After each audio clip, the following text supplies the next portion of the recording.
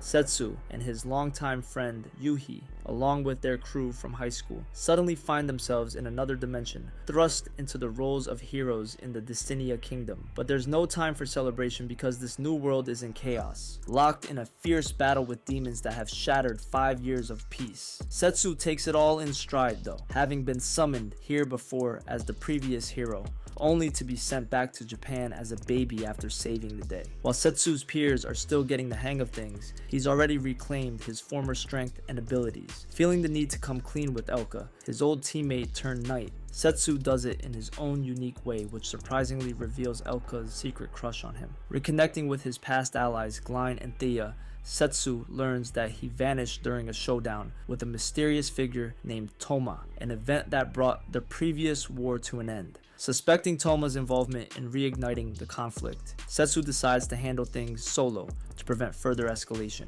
He leaves his friends behind to train the next generation of warriors while he embarks on his mission. Before he goes, Setsu retrieves his trusted sword, Kuromaru, from the kingdom's armory. Despite Yuhi's insistence on joining him, Setsu insists she stays behind to sharpen her skills, promising to come back safe and sound. Setsu finds himself in the middle of a sticky situation when he rescues Ruri from a monster attack. Ruri is on a big mission, delivering her late grandfather's repaired jewelry to the next town. Setsu, acting like a big brother, offers to tag along and keep her safe. But things take a turn when they hit the town, hoping to catch a ride to the demon continent. Turns out all travel there is off the table because of the ongoing war. As if that wasn't enough, trouble comes knocking when a bunch of royal knights hassle Ruri, trying to hit a lick. Setsu isn't having it and lets them find out, showing off in front of everyone. They lay low in an inn, where Setsu sneaks a peek at Ruri's jewelry while she's bathing. And guess what? He recognizes it from a past life, a necklace he enchanted with protection magic for a close friend. But here's the kicker. The necklace is busted, which means his friend might have been in serious trouble. Their problems skyrockets when the knights frame them as allies of the demons and try to lock them up. But Setsu has got a trick up his sleeve. He summons Leviathan, an old friend who's a water dragon and the goddess of the ocean. The knights are left shaking in their boots as Leviathan agrees to give them a ride to the demon continent. As they set foot on the continent, Leviathan morphs into a fierce warrior, swiftly taking down a giant kraken. But instead of lending a hand, Setsu gets an earful from Leviathan, who's now a young woman called Levaya. Feeling guilty, Setsu whips up some deep-fried squid as a peace offering. As their journey continues, Ruri spills the beans. Her client is none other than Desasto Desas Sereno, the current demon lord, and an old buddy of Setsu and Levaya. Not wanting to waste the kraken they defeated, they bring it to Volsi village, where the locals are thrilled to have their fishing grounds back. While partying with the villagers, Ruri starts to wonder if Levaya has a soft spot for Setsu, but she's also peeved that he disappeared for 5 years. Things get serious when Vlad, Desatas's bodyguard, shows up. He begs Setsu for help in saving Dezas, who's been cursed and is being forced into marriage with Terran Sneeder, a big shot human merchant. Setsu smells trouble, suspecting a scheme to restart the war, maybe with Terran pulling the strings. To rescue Dezas and get answers from Terran, Setsu and Levia head to Evil Baro, Dezas' castle, determined to crash the wedding and put an end to the chaos. Dezas, head over heels for Setsu, had been tirelessly working to keep the peace they had achieved before Setsu vanished. But then her necklace broke, and she never got it back after sending it for repairs because of the new war. When Terran swoops in with a peace offer in exchange for marrying her, Dezas reluctantly agrees. But little did she know, Terran's got a twisted plan. He slaps a cursed necklace on her, turning her into his puppet. Terran's all smug about his upcoming control over the demon continent, but his buddies in crime seem fishy, not caring much about ending the war. Setsu crashes the wedding just in time to stop Terran from sealing the deal, and Dezas couldn't be happier to see him back. But Terran's henchman slips away to spill the beans to the other schemers. Setsu finds out the cursed necklace is Toma's handiwork and smashes it to bits. Then he hands Dezas her fixed necklace, sealing their pact for peace once again. Their next stop, visiting Setsu's buddy, Regulus, the Beastman King. Now with Terran behind bars and Dezas free from her unwanted marriage, she asks Setsu out once the dust settles. Ruri's got a bright future too, getting the green light to open a shop in Dezas' kingdom. Setsu and Levaya hit the road again, off to find Regulus, are hoping for more happy endings in their adventures ahead. In a whirlwind of memories, it is unveiled that Yuhi had always wanted to join Setsu at their high school. She always went the extra mile attending extra classes to boost her grades, but when she fell short, Setsu was always there to lend a hand, helping her hit the books. Fast forward to Destinia, and it seems that Yuhi discovers her knack for magic, eager to stand by Setsu's side. She seeks out Elka and Glein for extra training, itching to prove herself as part of Setsu's crew. Elka sees potential in Yuhi, but wonders if she has got what it takes. To put her to the test, Elka pits Yuhi against the monster. Though Yuhi wins, she hesitates to finish it off. Disappointed, Elka steps in, showing Yuhi that in a real fight, her hesitation could put Setsu in danger. Thea steps in to mend Yuhi's wounds, confiding that Elka's tough love stems from her own desire to be strong for Setsu. Seeking guidance, Yuhi turns to Glein, who is all about dishing out punishment to his foes. He advises her to find her own brand of determination. Yuhi faces another monster, defeating it without taking its life, showing her commitment to support Setsu without resorting to violence. Elka notices Yuhi's newfound resolve as a reflection of Setsu's determination, but their plans hit a snag when the king orders Yuhi and her friends to head to the demon continent immediately. Setsu and Levaya bump into Alizi, a former student of Setsu's, and her pal Amela. Since Setsu vanished, Alizi has been stepping up as a monster slayer, hired by Zathro village to handle a pesky dragon. But Amel is worried sick. Her brother vanished when the dragon showed up. Alizi notices something fishy though. The dragon's victims vanish without a trace. In a heated showdown, Alizi wounds the dragon, sending it packing. But when she gets back to the village, everyone is gone except for Amel. Alizi decides to take Amel to a nearby city for safekeeping. Setsu's got his doubts though. He thinks someone used powerful magic to teleport the villagers, luring the dragon in to make it look guilty. And from their chat, Setsu starts to suspect Amel's hiding something big. Turns out, Amela is not who she seems. She is actually a mighty dragon in disguise. Setsu and Alizi have no choice but to face her down, putting an end to the threat to protect the innocent. With that sorted, Setsu and Levaya press on toward the Beastman continent. But when Alize heads back to Zathro, she's in for a shock. Ameli is still kicking, and her real name's Meluar, the big boss behind it all. She has been snatching folks to turn them into soldiers for Toma's army. On the Beastman continent, Shironeko is a monster slayer trying to care for her sick sister, Mineko. But the medicine they need is too expensive. Meanwhile, Setsu and Levaya have finally arrived after a tough journey.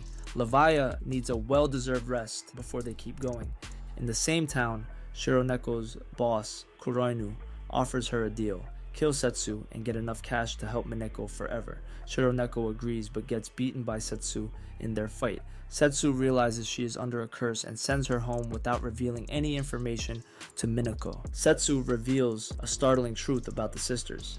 Mineko isn't really sick. She's been unknowingly wearing one of Toma's cursed necklaces. With his magic-eating sword Glutton, Setsu saves Mineko, but their problems aren't over yet. Kuroinu, another of Toma's cronies, tries to off Setsu.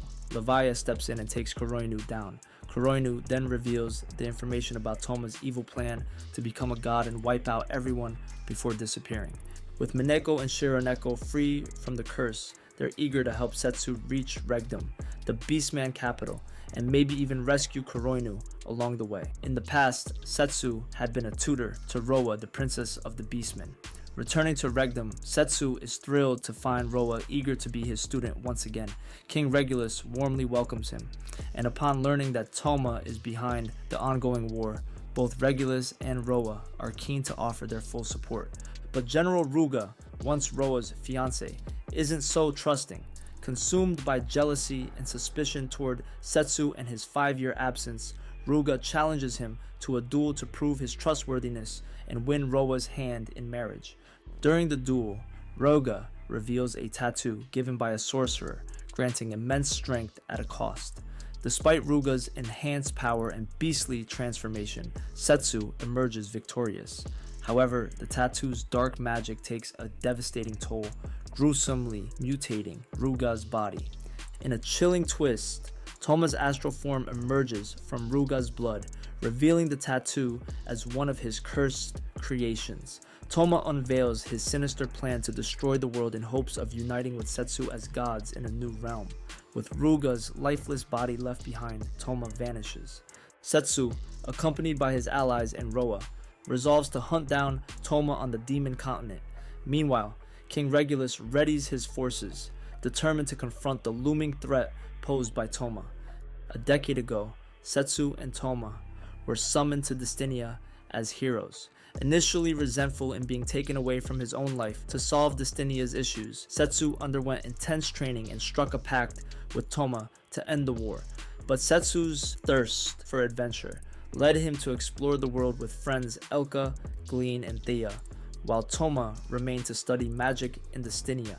During his stay in Distinia, Toma found a cursed necklace promising the power to return him to Japan alongside Setsu. Seizing the chance, but after gaining the power, Toma discovered Setsu had brokered peace, ending the war. Despite Toma's offer to return to Japan, Setsu opted to stay in Distinia instead. Toma, rejected by Setsu and cursed by the necklace, spiraled into madness. In full rage mode, he attacked Setsu, triggering an explosion that sent Setsu back to Japan as a baby. Toma flung away to a temple where he endured cruel experiments by scientists before escaping, rescuing Kuroinu, Meluar, and 2 others. Now with Setsu's return, Toma's ambitions soar. He plans to create a pantheon of gods, including himself, the survivors, and Setsu. Destinia's army, along with Setsu's classmates, lands on the demon continent. Elka knows that without Setsu, ending the fighting is almost impossible, so Yuhi takes on the responsibility of minimizing casualties. But the initial battle is brutal, leaving many dead and traumatizing the classmates. Yuhi intervenes to stop a classmate from killing a defenseless soldier. Things worsen when Alize, manipulated by Toma, unleashes a chaotic assault with doll soldiers and monsters summoned by Meluar. The frenzied attack targets both demons and humans, spreading fear and confusion. Meluar's plan involves hypnotizing Setsu's former teammates, but they fight back, destroying her monsters. Elka seizes the chance, disabling Meluar's magical power by stabbing her magic core. Meluar, however, reveals she's been enhanced as a test subject, with extra organs and a second magic core to survive. With her last strength, she merges with the massive chimera. Alize, shaken from her hypnosis, kills Meluar, who dies powerless in her arms. The conflict continues as a male test subject seeks revenge for Meluar's death. Exhausted, everyone watches as Yuhi bravely faces him alone. But just in time, Setsu arrives, turning the tide of battle and preventing further bloodshed. As Regulus's army prepares to join Setsu, Yuhi is ecstatic to see him again, almost kissing him in her excitement. But Setsu is irked by Elka's unconventional masochistic teachings of ideas to Yuhi. Among the test subjects, Kagaru, having escaped Setsu's earlier attack, eagerly anticipates another duel with Setsu. Meanwhile, Mineko and Shironeko discover Beast merge, fusing into a formidable being that defeats Kuroinu during battle. Kuroinu reveals her alliance with Toma stemmed from experiments that killed her siblings. The final test subject, Verdos, with synthetic iron muscles that makes him immune to injuries, battles Roa. He showcases the ability to turn into iron dust, posing a formidable challenge. Roa, wounded but resilient, unleashes her beast form. Despite severe injuries, she defeats Verdos by crushing his heart, who then heals her before collapsing. Setsu faces Kagaru, destroying his damage-absorbing armor. Reluctantly, Setsu kills Kagaru when he refuses to yield. Toma senses the defeat of all test subjects, appears nearby, ready to execute his grand plan's final stage.